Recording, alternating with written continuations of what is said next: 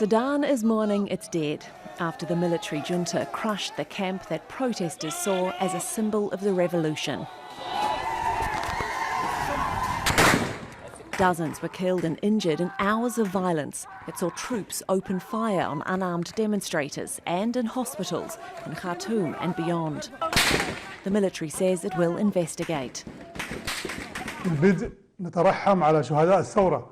The military council is sorry for what happened this morning, for the events that surpass our previous plans. We know there is nothing more precious than preserving life. And the leader of the council that's ruled Sudan since it ousted President Omar al-Bashir in April also called for elections. The military has decided to cease negotiations with the Declaration of Freedom and Change Forces until elections are held within 9 months, with regional and international supervision.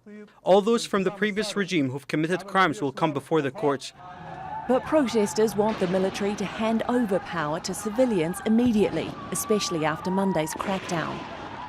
How can a military council that kills its people demand a fair election and then be trusted? We want to have a peaceful life here. The demand of the public will not be met unless the Transitional Military Council is removed from the rule. Talks between the military junta and protest leaders were suspended 2 weeks ago after the two sides failed to agree on who will lead during the transitional period. I think we are not talking about a negotiation. We've got demands that need to be met. It's a process of handover of power. And I think the military council has to understand it's not about give and take.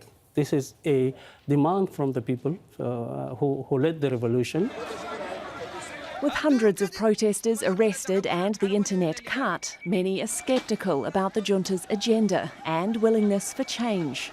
We all want to see elections, but, unfortunately, it's how you get there. And the testimonies of people on the ground, for little information that we're getting out of people on the ground, looks like the Janjaweed is doing what they've done historically, which is, go home to home and arrest people.